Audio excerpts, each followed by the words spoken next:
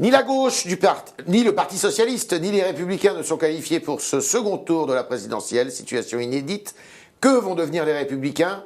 Est-ce qu'une scission est envisageable? Est-ce que certains vont vouloir aller travailler avec Macron? C'est avec Édouard Philippe, le député maire du Havre, ce matin que nous sommes.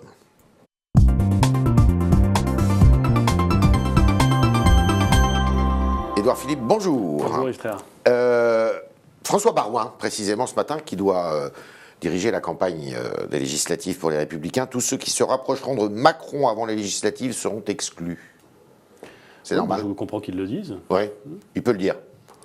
C'est logique. Le dire. Je comprends qu'ils le disent. Il est le chef d'un parti qui s'apprête à livrer une bataille. Je ne suis pas sûr qu'il soit le chef du parti, mais en tout cas, il est celui que nous avons collectivement désigné capitaine, on va dire. comme ayant vocation à diriger la bataille, entre guillemets, en tout cas la bataille électorale. Et par définition, il exprime un point de vue qui, au fond, est un point de vue de bon sens. On ne peut pas être ici et ailleurs. Bien sûr. Bruno Le Maire, nous pouvons travailler avec Macron pour un quinquennat utile. Vous êtes sur cet état d'esprit-là? C'est une des grandes difficultés du système institutionnel de la Ve République, qui est fondé sur le fait majoritaire et dans lequel il y a une majorité qui s'oppose, une opposition qui s'oppose à une majorité. Ou d'ailleurs plusieurs oppositions. Une minorité qui s'oppose à une majorité. Ouais. C'est que on surjoue d'une certaine façon l'affrontement. Il y a toutes les gammes d'opposition possibles dans un système institutionnel comme le système français. Celle qui a votre préférence? Je continue. Moi, j'ai été élu en 2012 député dans l'opposition. J'ai été dans l'opposition. J'ai combattu toute une série de mesures que je pensais mauvaises. J'ai voté contre des lois que je pensais inadéquates. Je l'ai fait sans m'en cacher, naturellement. Mais il se trouve que j'ai aussi voté des lois dont je pensais qu'elles étaient bonnes. Et qu'il peut arriver, et d'une certaine façon, Dieu soit loué, que sur un bon texte ou sur une bonne idée, on préfère essayer d'améliorer, plutôt que par nature, parce qu'on serait dans l'opposition, systématiquement s'opposer. Mais je peux très bien comprendre d'autres calculs, d'autres attitudes. Moi, je sais que personnellement, je considère que dans le système démocratique et dans le système parlementaire, il faut être à la fois loyal vis-à-vis de l'étiquette et du parti avec lequel on a été élu, et en même temps d'une liberté intellectuelle qui autorise le fait de dire ça c'est intelligent et je le dis. En traduction, ça veut dire quoi? Et pardon de vous dire que ça me semble le plus élémentaire bon sens. On va essayer d'éclaircir le plus élémentaire propos. Bon sens. Est-ce que vous restez chez les Républicains? Mais je n'ai pas du tout vocation à partir des Républicains. Je voudrais simplement vous rappeler quelque chose, Yves Tréhard. En 2002, celui qui a créé ce parti, qui s'appelait l'UMP, c'était Alain Juppé. Moi, j'étais son directeur général. J'étais son plus proche collaborateur à l'époque, et je l'ai aidé autant que je pouvais. Donc vous restez chez les Républicains, c'est ce que je comprends. Non, mais du coup, je voudrais vous répondre complètement à la question, parce qu'elle est intéressante. Je l'ai aidé autant que je pouvais à créer ce parti, qui était le rassemblement du RPR, des libéraux et d'une immense majoritaire partie de l'UDF. C'était quoi le pacte fondateur de ce parti? Non, mais on ne va pas faire d'histoire, on parle de l'avenir. Mais justement, c'est pas du tout sans lien. C'était l'idée de dire on a une base politique suffisamment large pour garantir la présence de nos idées au deuxième tour d'une élection présidentielle. Qu'est-ce qui s'est passé cette fois-ci? On n'a pas été au deuxième tour de l'élection présidentielle, et notre base, elle s'est rétrécie. Et tout le monde le sait. En 2012, l'UDI est parti. En 2012. Et aujourd'hui, l'espace politique des Républicains, il est rétréci. C'est un fait. On a quand même le droit de se poser des questions sur la ligne et sur ce qu'il convient de faire à l'avenir. Est-ce que vous pourriez rentrer dans une majorité Macron? Accessoirement, Yves Tréhard, je ne suis pas candidat aux législatives. Je sais. Mais est-ce que la question, elle est plus intellectuelle que politique. D'accord, ce qui facilite d'ailleurs votre choix, d'une certaine façon. Je pense que l'ensemble de la droite et que l'ensemble du paysage politique français va être confronté à une situation que nous ne connaissons pas encore et qui va dépendre de la capacité d'Emmanuel Macron, s'il est élu, ce qui ne me semble pas acquis, je vous le dis comme je le pense, mais s'il est élu, il a la possibilité de faire quelque chose que personne n'a jamais fait avant, qui est de transgresser. Alors, je ne sais pas s'il va le faire. Est-ce que vous pourriez être le ministre d'Emmanuel Macron? Moi, je ne La rumeur court. Très bien, quelle court, j'en suis honoré. Ou désolé, je ne sais pas dans quelle place il faut se situer. Ce que je sais en revanche, c'est que je ne crois pas au système d'ouverture. J'ai vu Nicolas Sarkozy pratiquer l'ouverture. C'est-à-dire au débauchage individuel. Je n'y crois pas. J'ai vu l'ouverture pratiquée en 2007. Bon. Et encore une fois, ce n'est pas Emmanuel Macron qui l'a pratiquée en 2007. C'est Nicolas Sarkozy. Et il l'a pratiquée avec des gens qui sont par ailleurs tout à fait respectables. Je ne vois pas quel est l'impact politique de cette ouverture. Je ne crois pas à l'ouverture, je ne crois pas au débauchage individuel. Ensuite, si Emmanuel Macron, compte tenu des conditions de sa victoire, veut effectivement transgresser complètement, je pense que l'ensemble de la droite, ce ne sera pas Édouard Philippe, l'ensemble de la droite devra se poser la question. Donc ça veut dire que la droite peut se scinder, la droite parlementaire. Je ne sais pas, elle n'a pas vocation à le faire. Mais elle peut. Je ne sais pas. Ça se ferait. Elle s'est déjà scindée. Non, mais là, d'une certaine façon. Non, mais attendez, il y a des discours qui sont très différents. Si on écoute M. Barouin, si on écoute Mme Morano, qui sont sur une droite dure, oui, mais on peut le dire comme ça, une droite dure, et d'autres, comme vous, comme le maire, qui sont différents. Quand je vois mon parti, encore une fois, dont je suis membre du bureau politique, et que j'ai contribué à créer, comme beaucoup d'autres, quand je vois mon parti tortiller pendant 2 heures, après un premier tour de l'élection présidentielle... Pour savoir pour qui voter. Pour savoir comment il faut dire qu'éventuellement... Pardon, mais je me dis... Est-ce qu'il y a encore l'affectio societatis, au-delà de la stratégie électorale de court terme pour les législatives? Est-ce qu'il y a encore ce qui nous lie? C'est une vraie question. Est-ce que vous avez vocation à vivre encore ensemble, tout cela? Mais je crois que c'est une question qui taraude énormément de gens. Alors, comme on est... Votre réponse? Comme il y a beaucoup de gens à droite, et c'est parfaitement légitime, qui préparent les législatives, tout le monde préfère dire, allez, on fait la tortue jusqu'aux législatives, on a une chance de les gagner. Bon, je comprends très bien ce raisonnement. Il y a une chance de cohabitation, vous pensez? Ça ne s'est jamais vu, plus exactement. Éric Woerth a l'air sur cette ligne. On a déjà vu des cohabitations, mais c'était des cohabitations de fin de mandat. Ce n'était pas des cohabitations de début de mandat. Alors, je ne sais pas, on verra bien.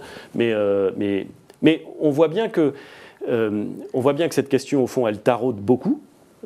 Qu'il a été décidé par le bureau politique de ne pas se la poser avant les législatives, parfaitement respectable, parfaitement... Mais vous serez de ceux qui la poseraient après les législatives. Mais ce ne sera pas moi, Jean-Paul Duchemol ou René qui la posera, tout le monde se la pose. Elle sera posée, elle sera évidemment, mais bien sûr. Bon, et il pourrait y avoir soit un rassemblement, à ce moment-là vous décidez si le résultat est très positif tous ensemble. J'en sais rien. Ou alors vous vous séparez. Il y a un nombre de si avant d'arriver à cette question... qui gagne le deuxième tour de l'élection présidentielle, je maintiens. Ouais. Non, mais d'accord.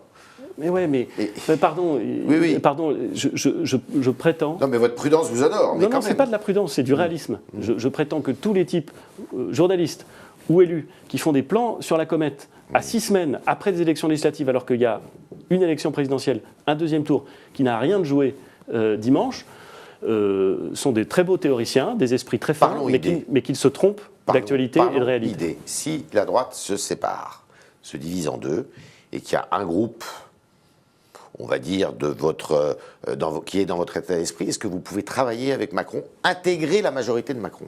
Je ne sais même pas quelle majorité Emmanuel Macron voudra construire. Vous savez très bien qu'il veut essayer une majorité d'équilibre avec des gens de droite, des gens de gauche, des gens du centre. Ça s'appelle transgresser. C'est bien de le dire, mais on verra s'il ose le faire. D'accord. Comment vous jugez la campagne de cet entre-deux tours? Moi, je la juge préoccupante. Pourquoi? Elle est très violente? Je fais partie de ceux qui pensent, on n'est pas une majorité, et qui ont toujours pensé que Marine Le Pen faisait une bonne campagne de premier tour. Oui. Il y a eu beaucoup de gens qui disaient qu'elle fait une très mauvaise campagne. Oui, c'est ce qu'on a entendu. Moi, je pense qu'elle faisait une très bonne campagne de premier tour, au sens où son objectif, parce qu'elle était, je crois, à peu près certaine d'être qualifiée pour le second, c'était de ne pas donner trop d'aspérité pour préparer l'arrivée de gens qui n'ont pas vocation à voter pour elle, à cause du plafond de verre, à cause des excès de son père, à cause des excès de son parti, mais qui finalement auraient pu se retrouver. Et je crois qu'elle est en train de réaliser ce qu'elle a pensé. Cette campagne de deuxième tour, elle aboutira, je crois, à quelque chose de totalement nouveau dans le monde politique. C'est la dédiabolisation de Mme Le Pen. Elle n'est pas totale, elle n'est pas complète. Quand je vois les réactions, elle tape fort, là. Quand je vois les réactions à l'intérieur de Debout la République, le mouvement de Nicolas Dupont-Aignan, à l'alliance conclue par Nicolas Dupont-Aignan, c'est-à-dire les démissions, le rejet de ça, je vois bien que cette dédiabolisation n'est pas complète. Mais elle est extrêmement bien entamée et elle va transformer, me semble-t-il, le débat public français après l'élection présidentielle, parce qu'elle fera peser sur la droite, sur la droite de la droite, un poids qui n'aura, à mon avis, rien de comparable demain avec ce qu'il était hier. Ah bon? Vous pensez que ça sera incomparable? Ah, je pense, oui.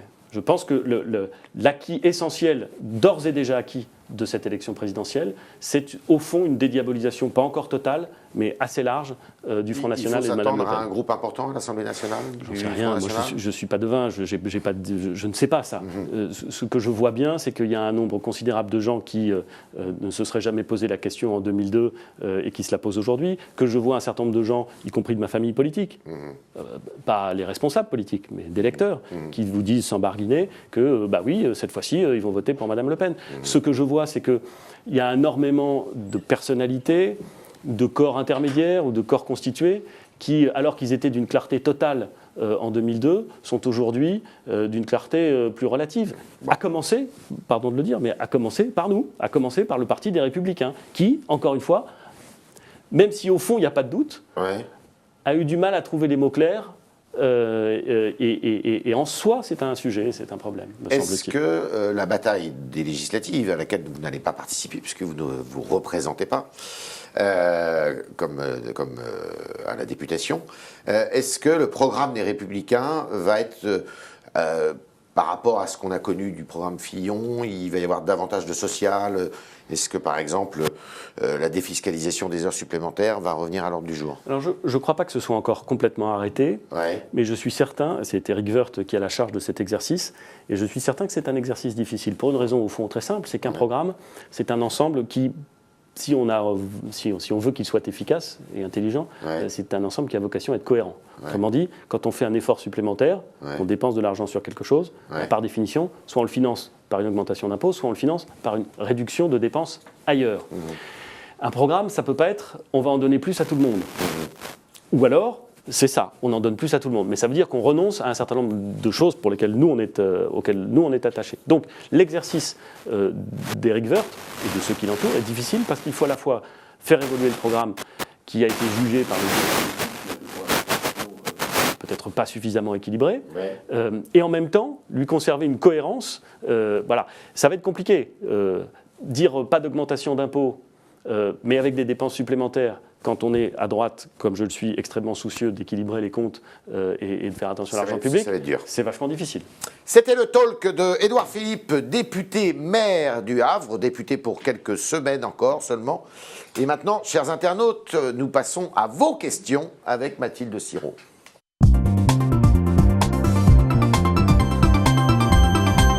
Mathilde, bonjour. Bonjour Yves, bonjour Édouard Philippe. Bonjour. Beaucoup d'internautes du Figaro qui nous écoutent en ce moment même en direct sur notre page Facebook vous disent qu'ils vont voter blanc. Barbara nous dit c'est la première fois dans une élection que je vais voter blanc. Qu'est-ce que vous dites à ces électeurs ? Je ne leur dis pas ce qu'ils doivent faire. D'abord parce que je pense qu'il n'y a pas un électeur qui écouterait ce que je lui dirais en la matière. Le vote, il est libre. Moi, je n'ai jamais condamné les gens ou jeter un anathème moral sur les gens avec lesquels je n'étais pas d'accord. Voilà, les électeurs du Front National, ils sont citoyens, ils sont libres, ils ont les mêmes droits que tout le monde, et s'ils veulent exprimer par ce bulletin de vote une colère, une envie, un engouement, c'est parfaitement leur droit. Je suis très profondément démocrate. Ce que je dis, et je le dis clairement, c'est que pour tous ceux qui partagent les valeurs d'une droite républicaine, c'est-à-dire pour tous ceux qui pensent que la liberté est une valeur cardinale, pour tous ceux qui pensent que la place de la France dans le monde passe par une Europe forte, parce que si l'Europe n'est pas forte, la France est isolée. Pour tous ceux qui, comme moi, pensent que l'organisation de la production des choses est plus efficacement réalisée grâce au marché que grâce à un esprit de dirigisme. Pour tous ceux qui pensent, comme moi, que la construction européenne ou les idées du général de Gaulle peuvent être des références, non pas forcément un programme d'action pour aujourd'hui, mais des références, le choix de Marine Le Pen se traduit par la politique qu'elle a prévu de mettre en œuvre, qui est une politique qui provoquerait, et c'est mon opinion, un chaos financier, un désastre économique, un immense problème pour la place de la France en Europe et pour la crédibilité de la France dans le monde, et que je pense qu'on a le droit de ne pas aimer M. Macron, on a le droit de ne pas se reconnaître dans sa politique, mais que la différence qui nous oppose quand on est un électeur républicain à M. Macron, n'est pas de la même nature que la différence qui nous oppose avec le Front National. C'est ce que je pense profondément, c'est ce que j'essaye d'expliquer. Le programme de Marine Le Pen, c'est la sortie de l'euro, même si aujourd'hui... c'est pas ce que j'ai dit. Non. C'est pas ce que j'ai dit. Certains le disent. Mais ils peuvent dire ce qu'ils veulent, et moi aussi, comme ça, tout le monde est content. Mais c'est pas ce que je dis. Ce que je dis, c'est que le programme de Marine Le Pen, c'est la sortie de l'euro. La sortie de l'euro, c'est immédiatement le défaut français sur la dette publique. C'est arrivé une seule fois, au début du 19e siècle, à la fin de l'épopée napoléonienne, et ça s'est mal terminé. Et ça s'est pas mal terminé pour les plus riches, vous savez. Les plus riches, ils mettront leur argent ailleurs. Ça s'est terminé pour ceux qui avaient le moins. Ça s'est très mal terminé pour ceux qui avaient le moins. Donc j'attire l'attention là-dessus. Et puis par ailleurs, le projet de société de Marine Le Pen, c'est pas le mien. Je ne veux pas de cette société. Est-ce que cette élection ressemble à un référendum pro ou anti-européen ? Je pense qu'il y a des gens dans les états-majors qui rêvent que le deuxième tour de l'élection présidentielle soit d'une certaine façon la réitération, par exemple, du référendum de 2005. C'est-à-dire, au fond, pour ou contre... Au fond, quoi ? Pour ou contre le monde tel qu'il est. Pour ou contre le monde globalisé. Le monde globalisé, il est là. Mathilde. Pour l'instant, les enquêtes d'opinion montrent qu'Emmanuel Macron serait élu dimanche soir avec 59 ou 60% des voix. Est-ce qu'il y a un risque, cependant, qu'il soit mal élu ? Et qu'est-ce que ça aurait comme conséquence politique ? J'aime pas le terme de mal élu. D'abord parce que quand on est élu en démocratie, on est élu.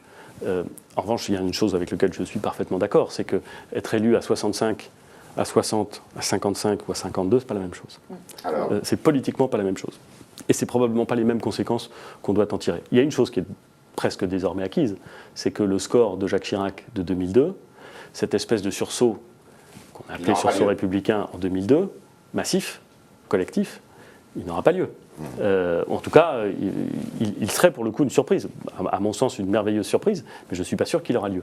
Voilà, donc je ne sais pas s'il sera mal élu ou bien élu. En vérité, ce que je ne sais pas, c'est s'il sera élu. Il y en a certains qui disent, s'il est élu largement, c'est-à-dire au-delà de 65, de 60%, on va dire, bien, il sera embarrassé parce que ça voudra dire qu'il a beaucoup de voix qui ne partagent pas beaucoup ses idées. Mais à 52, ce sera la même chose. D'accord. Moi, je suis, mais bien sûr, je suis convaincu que dans les gens qui voteront pour Emmanuel Macron dimanche, il y a des gens qui ne se retrouvent pas dans ses propositions, qui sont même en désaccord profond avec ses propositions, mais qui considèrent comme moi qu'un désaccord avec Emmanuel Macron, c'est pas la même chose qu'un désaccord avec Marine Le Pen. Mathilde. Une question d'Alexandre qui nous suit régulièrement. Comment vous expliquez, Édouard Philippe, qu'en une semaine, Alain Juppé a plus fait campagne pour Emmanuel Macron qu'il ne l'a fait pour François Fillon lors des 5 derniers mois? Alors c'est la perception qu'il en a. Voilà. D'abord parce que je ne suis pas sûr que... D'abord je ne sais pas si c'est vrai, je ne vais pas compter le nombre de tweets et j'ai autre chose à faire, mais je suis certain que votre auditeur l'a fait avec attention et c'est sans doute vrai. Il y a une chose dont je suis certain, c'est de l'engagement extrêmement ferme d'Alain Juppé contre une France qui serait dirigée par Marine Le Pen. Pour les raisons que je vous ai détaillées. Ce n'est pas le projet de France qu'on a envie. Et le risque, il est absolument considérable. Et donc je crois qu'Alain Juppé l'a dit d'ailleurs très clairement dès dimanche soir, qu'il s'engageait clairement pour faire en sorte que ça n'arrive pas. Dernière question. Toute dernière question. On est à quelques heures du débat d'entre-deux tours. Lequel des deux a le plus à perdre? Lequel des deux est le moins préparé selon vous? Qu'est-ce qui peut se passer? Est-ce que ça peut changer la donne? On a deux profils très différents sur le fond et j'allais dire dans la forme. On a d'un côté Marine Le Pen qui se présente volontiers comme une candidate hors système, anti-système, mais qui a fait des débats sur toutes les chaînes, dans toutes les configurations, depuis maintenant plus de 20 ans. C'est une routière de la politique en vérité. Elle est parfaitement habituée à ça. Ce n'est pas du tout son cas. Il se présente pour la première fois à une élection. Bon. En même temps, il a son audace, il a une intelligence des questions dans lesquelles nous vivons qui est évidente. On aura un débat, et on aura un débat dont j'espère qu'il sera intelligent. Parce que les Français, tous ceux qui vont regarder ce débat, et moi le premier, ont droit à un débat intelligent qui nous permet de faire un choix éclairé. La démocratie, c'est un choix éclairé. Ce n'est pas un choix intuitif, c'est un choix éclairé. J'espère que ce débat éclairera les Français sur la nature des enjeux et les préférences qu'il convient d'avoir. Voilà, c'était les réponses à vos questions d'Édouard Philippe, député maire du Havre, à quelques heures du débat et avant le second tour de cette élection présidentielle. Merci Édouard Philippe. Merci à vous deux.